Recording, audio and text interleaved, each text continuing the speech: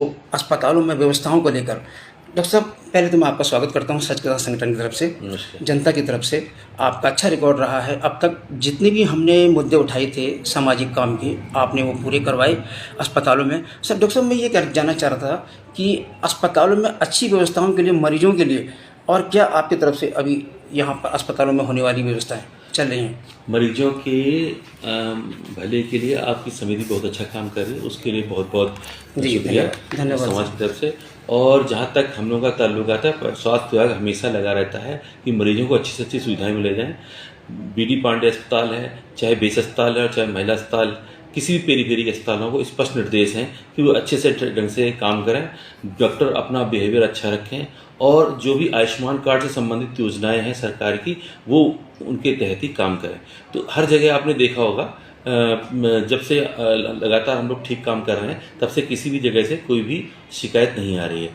बुजुर्ग लोगों को स्पेशल प्रावधान दिए जाने का वो है कि बुजुर्गों के लिए अलग से काउंटर बनाए जाएं। सुशीला तिवारी में इसके लिए हमने प्रधानाचार्य से भी कहा है कि बुजुर्गों के लिए एक अलग काउंटर बनाएं। इसके अलावा जहाँ पर भी कोई भी समस्या आती है, हम लोग उसको त्वरित ढंग से, चाहे हमारे पीएमएस के लोग हैं, चाहे हमारे किसी भी अस्पताल के लोग, हम उसको त्वरित ढंग से उठाते हैं। हाँ डॉक्टर साहब, जैसे अस्पतालों में सुरक्षा के लिए, जैसे मरीजों की सुरक्षा के लिए आपातकालीन जैसे स्थिति जब आ जाती है, तो उसमें आपकी तरफ से अस्पतालों में व्यवस्थाएं क्या हैं? कई अस्पताल, जैसे हमारे यहाँ चोर गलिया अस्पताल है, वो इस दौरान आपदा में और बाढ़ में कट जाता है शेष लोगों से, उनके लिए अलग से डॉक्टर की व्यवस्था करी गई है। परसों भी हमने एक स्पेशल एएनएम वहाँ पे भेजने की प्रावधान करा है। वहाँ पे प्रॉपर दवाई रखी गई हैं। जैसे खत्ते हैं लाल कुएं के, वहाँ पे भी हमने स्पेशल हर खत्तों में एक एक अलग से कैंप लगाए हैं पिछले 1-1.5 महीने से। और इसके अलावा जैसे चुकम है, रामनगर का इलाका, वो भी कट जाता है, तो वहाँ भी इंडिविजुअल दवाई रखी गई हैं, लोगों की सुविधाओं का ख्याल रखा जाता है। जो भी एएनसी या गर्भवती माताएं बहनें हैं और इस समय लास्ट के ट्राइमेस्टर में चल रही हैं, मतलब उनके बच्चा होने के 1-2 महीने नहीं है, तो आशा वर्कर और एएनएम को स्पष्ट दिए गए हैं कि उनकी एक सूची बनाई जाए और उनसे संपर्क करते रहा जाए। अगर वो ऐसे इलाके में है जहाँ की सुविधा नहीं हो पा रही है, तो ऐसे इलाके में 1 स्टेप सेंटर और ऐसी जगह पे आ सकती हैं। उनके खाने और रहने और समुचित इलाज की व्यवस्था स्वास्थ्य विभाग करेगा। बस उनको एक फोन करके आशा वर्कर या हमको बताना है। हमारा फोन नंबर हर पीएससी एमआईसी के पास है। उनको फोन करना है कि हमारे घर से इतनी दूर इलाज है, और हम उनको उस क्षेत्र से निकाल के अच्छी जगह उनके रहने और खाने की व्यवस्था करेंगे। अच्छा डॉक्टर साहब, जैसे आपके ऊपर बहुत बड़ी जिम्मेदारी है, यहाँ से नैनीताल क्षेत्र से सीएमओ हैं आप, बहुत बड़े एक जिम्मेदारी होती है। तो जैसे उन गरीबों के लिए जैसे यहाँ से वो रेफ़र कर देते हैं, जैसे सुशीला तिवारी से हैं या अन्य अस्पतालों से जो रेफ़र जो पॉइंट बनता है, तो उसके लिए क्या व्यवस्था है आपके यहाँ से? देखिए, जो 108 हैं, हमारे पास 23 108 हैं पूरे नैनीताल डिस्ट्रिक्ट में। ये दूरस्थ क्षेत्र से लाके बेस अस्पताल और ये सुशीला तिवारी अस्पताल लाती हैं। कभी कभी परेशानी होती है कि सुशीला तिवारी से एक ही दिन में 4-5 लोग भी रिफर होते हैं एम्स ऋषिकेश के लिए, तब थोड़ी सी परेशानी आती है। तो 2 उसमें रखी गई हैं, 2 एम्बुलेंस रखी गई हैं पेड पेमेंट पर। लेकिन मेरी बात हुई थी डॉक्टर सयाना से, और आपके माध्यम से भी मैं कहना चाहूँगा, अगर एक एम्बुलेंस वो बीपीएल वालों को और जो गरीब तबके हैं जो नहीं अफोर्ड कर पा रहे हैं, उनके लिए थोड़ी सी फ्री कर देंगे, तो इससे समाज का बहुत भला हो जाएगा। उसमें हम 108 भेजते हैं। हम कोई भी हमारे जो है विधायक महोदय या सामाजिक कार्यकर्ता या बहुत ही वृद्ध या वो होते हैं, और वो कहते हैं कि भेजो, तो हम एम्स भेजते जरूर हैं, लेकिन उस दौरान जिस भी क्षेत्र की हम 108 भेजते हैं उसमें थोड़ा सा गैप हो जाता है। तो अगर एक एम्बुलेंस वहाँ पे सुशीला तिवारी में हम और व्यवस्था करने की कोशिश कर रहे हैं, एक हो जाएगी, उससे समाज को बहुत ज़्यादा फायदा मिलेगा। जो बीपीएल कार्ड के हैं, जो मरीज हैं, जो गरीब हैं, जो स्थिति में जब रेफर यहाँ से करा जाता है तो उसके पास पैसा नहीं है, जैसे आपने बताया कि यहाँ पे हमारी 2 गाड़ियाँ खड़ी रहती हैं, जब दोनों बिजी रहती होंगी तो नहीं, उसी लिए अधिकतर समय में हम अपनी 108 भेजते हैं। 108 भेजते हैं। लेकिन हम चाह रहे हैं कि 101 शिक्षा से एक एम्बुलेंस और आ जाए, या उसी 2 में से प्रावधान हो जाए कि बीपीएल कार्ड को वो फ्री हो जाए। तो वो उससे समाज का बहुत ज़्यादा भला हो जाएगा कि जो पेट बेचारा नहीं कर सकता, गरीब मरीज है, अभी उसको हमको 108 से भेजना पड़ता है। तो 108 हमारे पास लिमिटेड है। अगर वहाँ कुछ ऐसा प्रावधान हो जाएगा स्वास्थ्य शिक्षा में, तो उससे समाज को बहुत ज़्यादा फायदा मिलेगा। ये हैं हमारे साथ सुशीला, ये हैं हमारे सीएमओ साहब जो जिला नैनीताल के हैं, हरीशचंद्र पंत जी हैं, और इनका अच्छा कार्य सामाजिक संगठन के माध्यम से जितनी भी रिपोर्ट हमने मरीजों के लिए सुविधा के लिए इनसे बात की तो इन्होंने तुरंत एक्शन लिया। आज जैसे कि ESI ऑफिस लाल कुआं में ले लीजिए, वहाँ भी इन्होंने चर्चा करी और व्यवस्था वहाँ पर बनाई। और यहाँ पर सुशीला तिवारी में कई पेशेंट थे जो इन्होंने बहुत हेल्प की है, जनता की हेल्प की है। तो मैं आपका बहुत धन्यवाद देना चाहूँगा जनता की तरफ से, संगठन की तरफ से, और आपके जो कार्य हैं सराहनीय हैं। तो मैं यही कहना चाहूँगा डॉक्टर साहब कि आगे अस्पतालों में, जैसे महिला अस्पताल है, रात्रि के समय अल्ट्रासाउंड, एक्सरा, ये सब चालू रहता है। देखिए, अल्ट्रासाउंड क्योंकि लिमिटेड रेडियोलॉजिस्ट हैं, हर डॉक्टर जो है उसके पास डॉपलर होता है जो कि प्रारंभिक जांच होती है। जब भी जो है ANC वहाँ जाती है वो डॉपलर से चेक करते हैं कि उसमें धड़कन प्रॉपर आ रही है कि नहीं।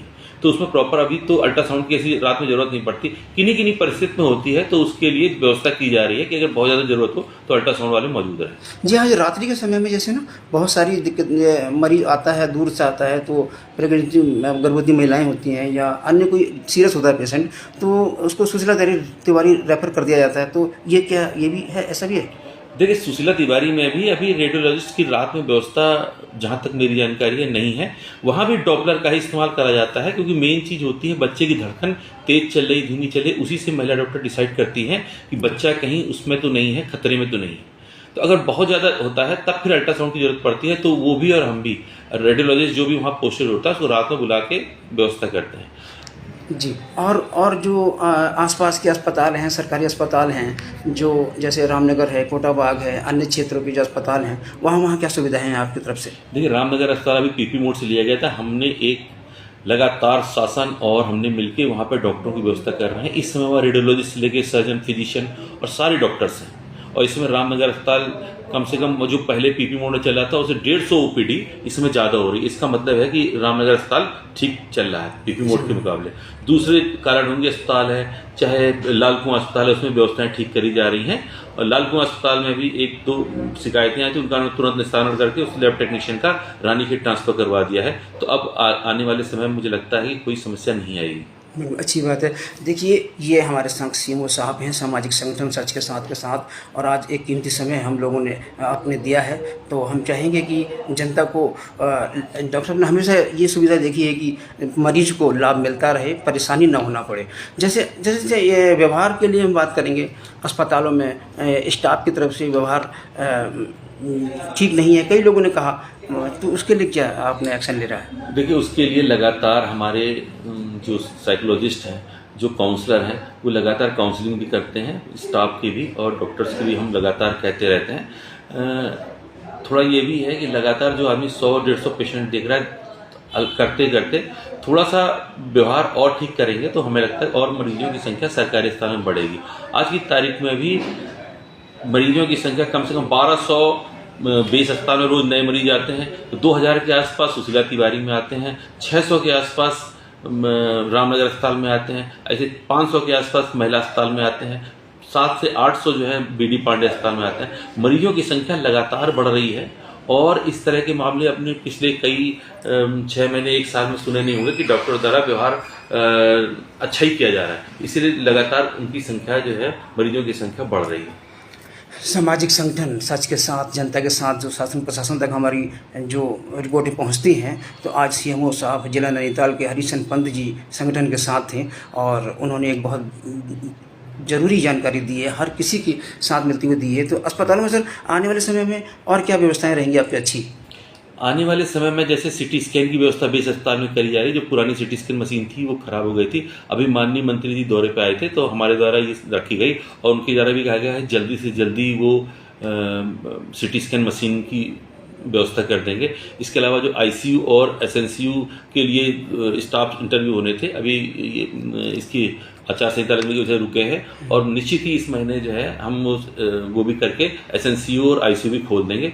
और शासन हम लगातार लगे हुए हैं कि किसी तरह भी लोगों को जो भी स्वास्थ्य संबंधित समस्याएं हैं उसका निराकरण किया जा सके और अच्छी से अच्छी स्वास्थ्य सुविधाएं दी जा सके। दी जा सके। देखिए, मैं बीसी पंथ जनता के साथ, सच के साथ अभी तक जितने भी हमारे कार्य हुए हैं समाज को लेकर हुए हैं, और जनता के कहने पर आज मैं सीएमओ साहब से मिल रहा हूं और बात हो रही है। आप देख ही रहे हैं, लाइव चल रहा है, काफ़ी लोग इसमें जुड़ चुके हैं। तो मैं यही कहना चाहूँगा कि अगर किसी भी तरीके की आपको परेशानी है अस्पताल में, तो आप सामाजिक संगठन के माध्यम से सीएमओ साहब तक हम बात पहुँचा सकते हैं और आपकी सुविधा को हम सॉल्व करा सकते हैं। और क्या कहना सर?